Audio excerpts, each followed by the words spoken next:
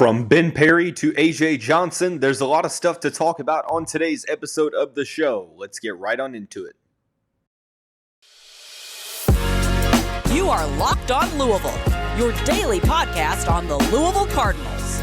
Part of the Locked On Podcast Network, your team every day. What is going on, everyone? Welcome into yet another episode of the Locked On Louisville podcast. I'm your host, Dalton Pence. I serve as a credentialed media member for Cardinals Sports Zone. I also do some PA announcing work for the university in various sports. I want to take this time to personally thank you for making us your first listen of the day.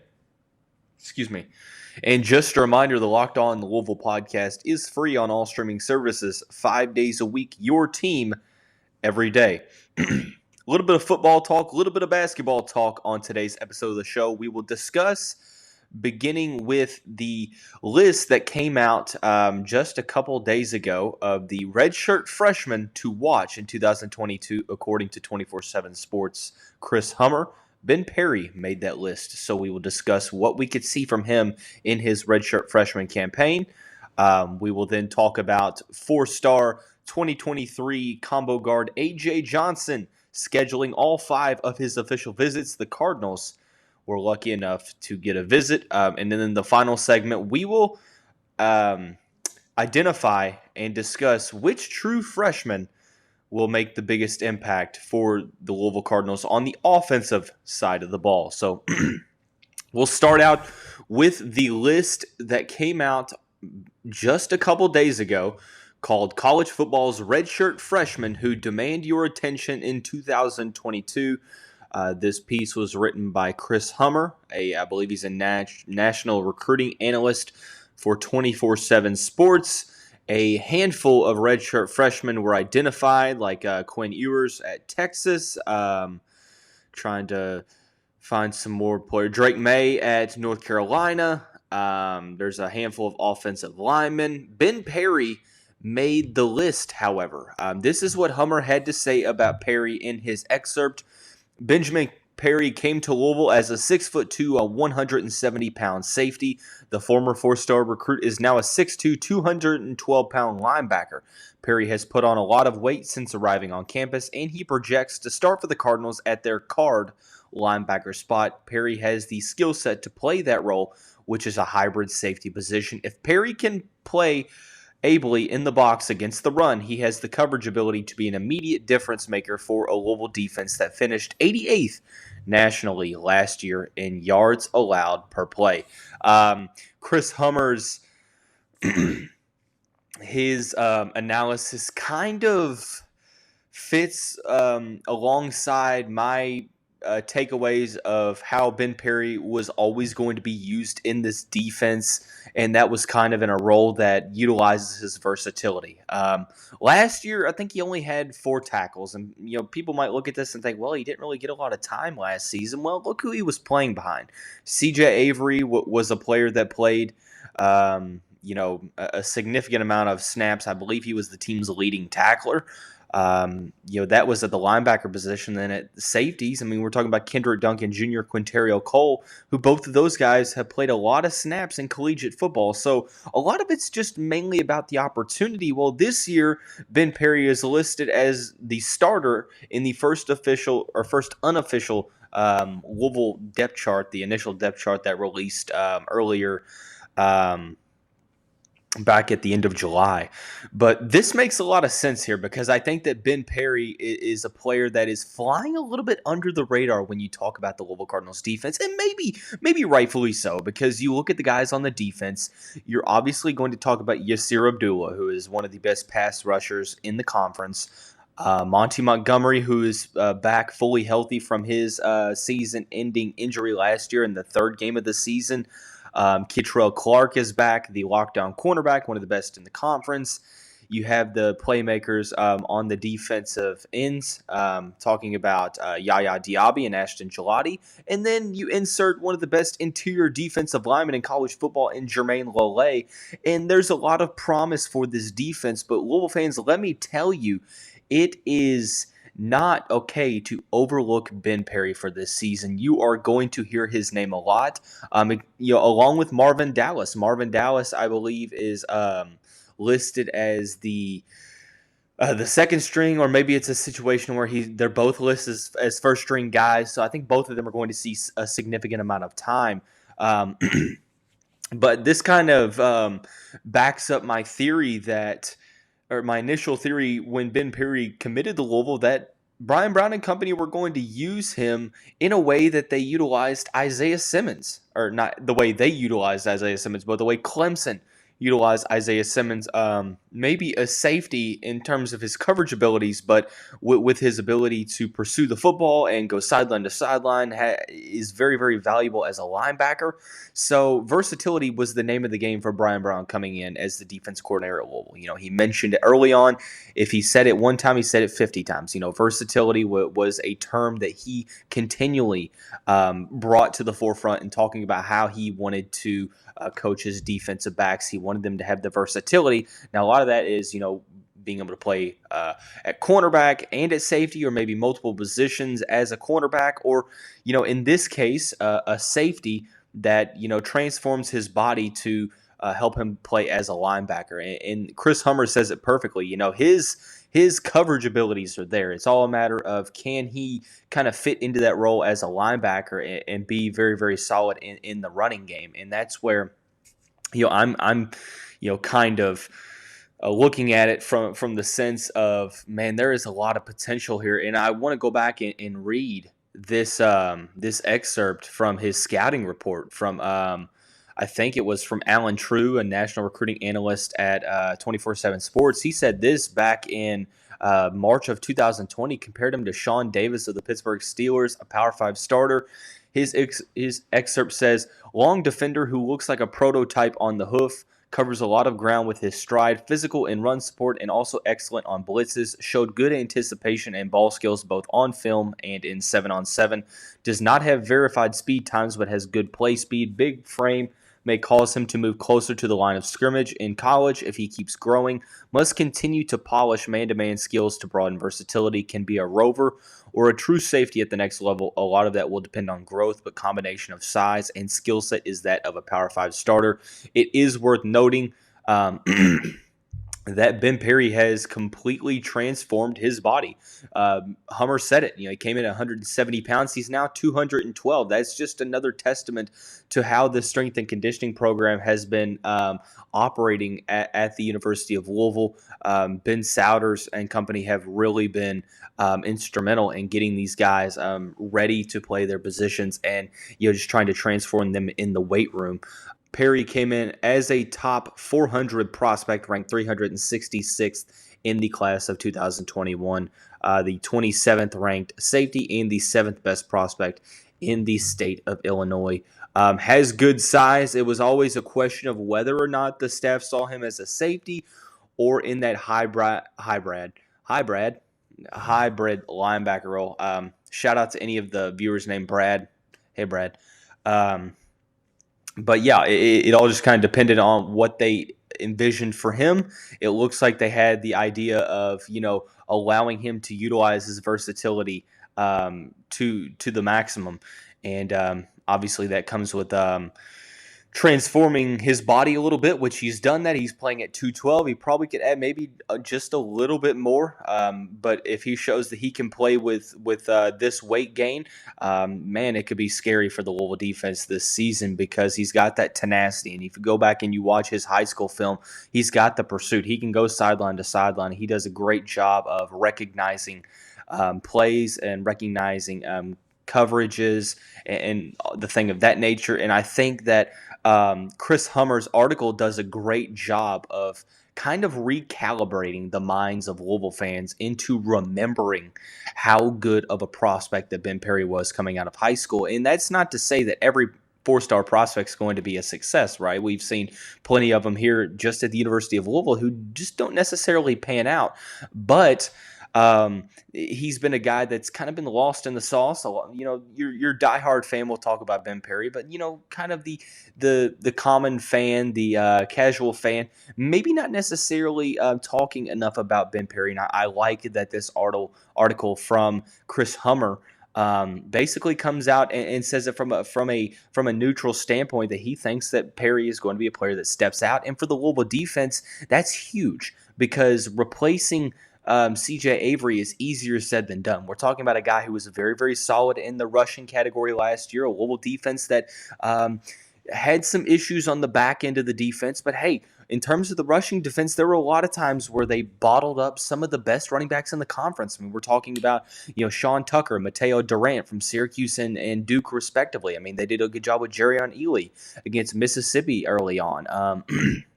The list goes on. They did well against Central Florida. I mean, you name it. There's, you can't understate the overall ability that CJ Avery played with and his production. So for Ben Perry and Marvin Dallas to kind of replace him by committee, and Ben Perry being a breakout star and kind of the next man up situation, it's a huge possibility here for the University of Louisville. And, it should be music to the ears of Louisville fans that are looking for the defense to take yet another step forward. And hopefully that ends up being the case. So, we'll take a step back, go into the basketball realm a little bit in terms of basketball recruiting. Highly ranked 2023 combo guard A.J. Johnson has cut his list, not cut his list, but excuse me, he already cut his list. He has scheduled his 5 official visits. The Louisville Cardinals are getting one of those visits. We will discuss the significance of that here in just a second after we talk about our friends over at BetOnline. BetOnline.net is the fastest and easiest way to check in on all of your betting needs. Find all your favorite sports and events at the #1 online source for odds, lines, and games. You can find reviews and news of every league, including MLB, NFL, NBA, NHL, esports, combat sports, and even golf. BetOnline continues to be the top online resource for all of your sports wagering information, from live in-game betting, scores, and podcasts. They have you covered. So head to BetOnline today and use your mobile device to learn more about the action happening. BetOnline, where the game starts. As I mentioned, highly ranked, excuse me, 4-star prospect A.J. Johnson has scheduled his 5 official visits. The 41st best prospect in the class, according to the 24/7 Sports Composite, has been a high riser in the rankings over the past couple months. Travis Branham of 24/7 Sports tweeted out a couple days ago that A.J. Johnson has scheduled all 5 of his official visits. It will begin in early September with USC. The next weekend he will be at Texas. The next weekend LSU. And then the 24th of September will be NC State.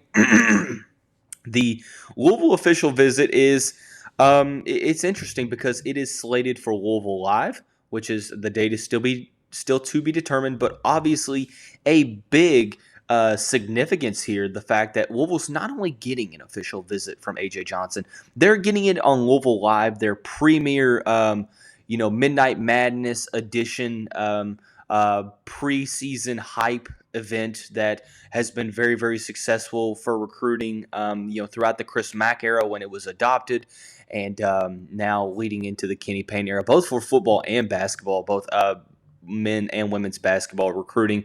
But the Cardinals getting one of the official visits. And like I mentioned, this has the potential to be a recruitment that can define, or should I say, it's a possible momentum building, monumental recruiting win for Kenny Payne early on here at Louisville, because look, there's a good chance that A.J. Johnson ends up as a 5-star. Branham said a couple days ago in a post called 2023 Class Post-July Recap, 10 players deserving of an additional star. A.J. Johnson was put into that mix. He went on to say this: one of the biggest stock risers of the spring and summer has been A.J. Johnson, a 6'5" combo guard out of California. He's a prototypical late bloomer that is dynamic with the ball in his hands already and is yet to start physically maturing.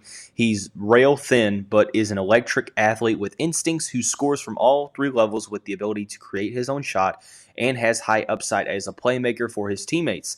There's a lot to be excited about with the long-term potential of Johnson, and his play this summer made a strong case for him to be deserving of a large bump in the rankings, up to receiving that 5th star. It goes on to say Johnson isn't as far along in his recruitment as most of his peers, with many already having a decision. Meanwhile, he is just locking in his round of visits and will be headed to USC, Louisville, LSU, and Texas in the fall. NC State obviously getting a visit as well. Louisville Live is likely going to be kind of in that time frame, so maybe sometime in September or something along that lines. But obviously some very, very big news. And in the episode where we talked about A.J. Johnson as a possibility for Louisville, look, I said the fact that he is Jalen Green's little brother, and they train all the time together. You know, there's been clips of A.J. Johnson in open gym runs with Jalen Green and other NBA stars. And I think that Travis Branham really hits the nail on the head here, is that, you know, A.J. Johnson has to put on a considerable amount of weight. He's 6'5", 160 pounds, so he's got the height to be very, very solid. But like Jalen Green, it's going to take a little bit for him to add that weight. And once he does, oh my goodness, the potential is sky high. Obviously, it's a recruiting battle that Louisville is going to go.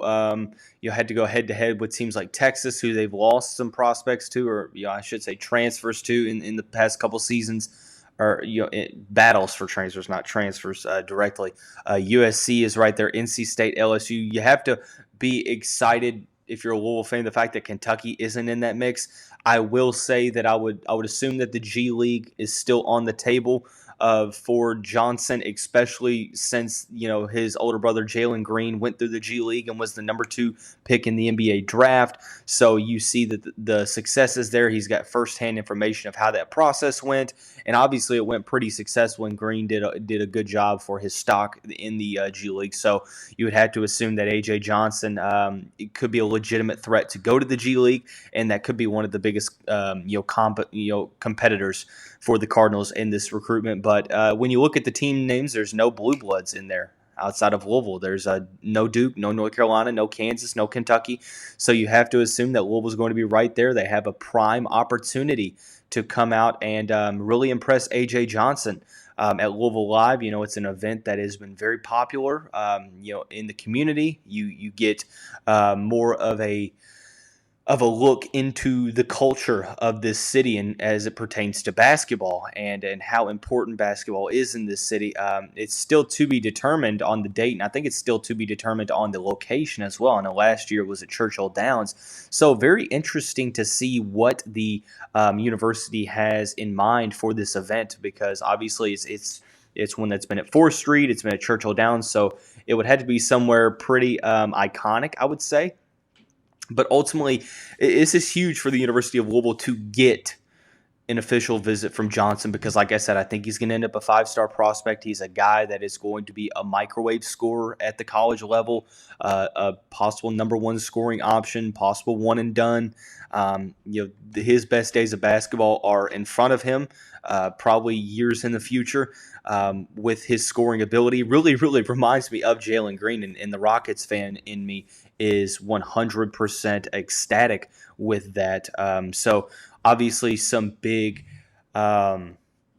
comparisons there, but it's great news that Louisville gets an official visit at some point. It'll be interesting to see what the date is on that Louisville Live, but all of the official visits are happening in September, so I'm not sure if a decision is kind of planned for October or in the next coming months, or if it's just kind of one of those where he's like filling out the situations and he goes into the winter, maybe looks to make a spring decision, but ultimately, regardless, a great opportunity here for the Louisville basketball program. So we'll finish out the show transitioning back over into football. We're talking about which true freshman will be making the biggest impact for the Louisville Cardinals offense. That is wide receiver Chris Bell. We're going to discuss that, and I will give you my analysis on that here in just a second. If you're listening to this on the various streaming services, you may or may not hear the audio implemented advertisements. If you're watching it on YouTube, you will definitely not hear those advertisements, so just stay tuned. And as I mentioned at the beginning of the show, I do want to continue to thank you all for making us your first listen of the day. Just a reminder, the Locked On Louisville podcast is free on all streaming services 5 days a week, your team every day. Not a huge class for the class of 2022, Flyville 22. It was not a full class of 25, but there are some big-time standouts. The average rating per recruit in the class is up there with some of the highest-rated recruiting classes in school history. And we're going to talk about which true freshman will make the biggest impact for the Cardinals on the offensive side of the ball. The defensive side of the ball discussion will be tomorrow's episode. But I think it's wide receiver Chris Bell. And if you look at the possibilities here, there's not a lot of opportunity here for the younger guys, considering the fact that the Louisville offense had a lot of guys return. Caleb Johnson is behind Malik Cunningham and possibly Evan Conley and Brock Doman.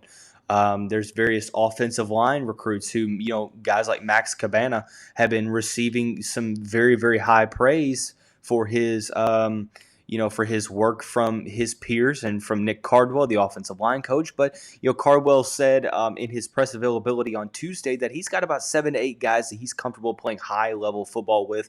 A lot of those guys were veterans. They came into the season with pretty much, their starting 5 kind of out there. It was either Michael Gonzalez or Trevor Reed. You had Caleb Chandler, Brian Hudson, Adonis Boone, and Renato Brown. And then behind them, Austin Collins, Luke Kandra, so on and so forth. So not a ton of opportunity there at the offensive line position. Now, yeah, you can make the case that maybe if a guy goes down, but I don't want to, predicate this on, the possibility of injury or anything like that. Tight end wise, there's a log jam there, beginning with Marshawn Ford, Dwayne and Isaac Martin, Francis Sherman, Des Melton. So I don't necessarily think that Nate Kariski is going to be a guy that gets a lot of playing time this year. And then running back, Maurice Turner is going to be a guy that's probably going to be a red shirt, considering that you have 4 running backs in Tyon Evans, Travion Cooley, Jalen Mitchell, and Jawar Jordan that are all competing for snaps in front of him. So it all comes down to the wide receiver position. I'm not going to talk about Devon Mortimer in this hypothetical because it's still up in the air whether or not he's going to be on the team this fall, so I'm not going to speculate. I haven't heard anything to suggest one way or the other, so I don't necessarily think I'm going to really put a lot of emphasis on that just yet. And even if he does, I think that there's more players that are alike, more players that he is similar to than maybe Chris Bell, with Mortimer being a speed guy, and you have Amari Huggins, Bruce, and Braden Smith that are competing for those positions, and Josh Johnson. Chris Bell has a little bit more size. I think Chance Morrow could be a red zone threat with his 6'5 frame, 6'6", but he's going to have to add some weight in the weight room. Chris Bell looks absolutely buffed up. He looks jacked in the pictures that Louisville has released from preseason camp. 6'2", came into the Cardinals program at 220 pounds. Kind of one of the guys that I think those 3 stars that Louisville has kind of made its name off of in the past decade or two of, mid 3-star guys that have really risen themselves up in NFL draft picks. I think that Chris Bell is going to be one of those guys, ranked as the 1,288th best prospect according to the 24/7 Sports Composite. Kind of a late bloomer out of Yazoo City, Mississippi. I know that Mississippi and Mississippi State were both competing for him recruiting-wise, so I think that kind of shows you that the rankings might not necessarily be as high as they need to be when talking about Chris Bell. But, Chris Bell is a player that the staff has been raving about in the offseason. I think that, he's got kind of the college ready body to where he's going to be able to come in and compete physically. I really think that he's like a Dez Fitzpatrick, sort of maybe just a little bit more stronger, but that 6'2" frame, not one thing that he does overly great, but there's a lot of things that he does very, very well, and he does everything very well. I like the footwork there. I like his ability to high point the football from an aerial threat perspective with his size, and has kind of deceiving speed as well. When you look at that 200-meter dash, he's running at 22.54, so he's got the endurance. He's got that, kind of, second-level speed once he gets into the second level of the defense. I think he's going to be a player that might not necessarily start out getting a lot of meaningful snaps early on, but by the middle to the end of the season, I think we're going to see him in a role kind of like Seth Dawkins that he had at Louisville, to where, maybe his yards per catch is high, but he might not necessarily get the target share, especially when you consider that this is an offense that is mainly kind of based upon the run. So I think Chris Bell is the player to watch, true freshman-wise, on the Louisville offense. He's going to be the one that leaves the biggest impact. I think he's going to make some big-time plays this season for the Cardinals offense at a position to where, hey, everything's up in the air, and there's some thin numbers at the position. It's going to be a matter of who rises to the occasion. So, like I said, we talked about Ben Perry, A.J. Johnson, Chris Bell. Tomorrow, I think the topic's probably still a little bit up in the air. We're going to talk about the true freshmen that can make the biggest difference on the defensive side of the ball, and things along that nature. To get all your conference news, no better place to check that out than Locked On ACC, hosted by Candace Cooper. Do yourself a favor, go check that out. But that's going to wrap up this Wednesday edition of the show. Everyone, have a great day. We will see you right back here tomorrow.